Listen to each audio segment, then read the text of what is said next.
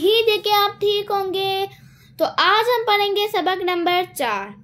اس سبق کو رواں پڑھیں، حرکات کی درست ادائیگی کا خاص خیال رکھیں، ملتی جلتی آوازوں والے حروف میں واضح فرق کریں۔ واضح فرق کیسے کریں؟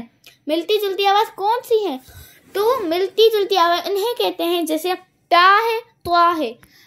پڑھنے میں تو دونوں سیم ہے، پر جو طوا ہے نا، طوا کو ہم پر پڑھیں گے اور تا کو باریک۔ تو چلیے اسٹارٹ کرتے ہیں۔ اعوذ باللہ من الشیطان الرجیم، بسم اللہ الرحمن الرحیم۔ تیتو اس کو رواں کہتے ہیں۔ وہ جو ہم تیسرا سبق پڑھا تھا تو اس میں ہم ہجے کرائے تھے، لیکن ہم اس میں رواں پڑھیں گے۔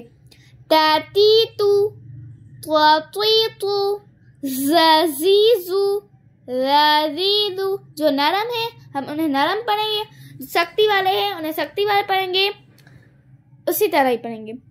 واویوو، واویوو، ساسیسو، ساسیسو، سواسیسو، کاکیکو، قاقیقو، ہاہیہو۔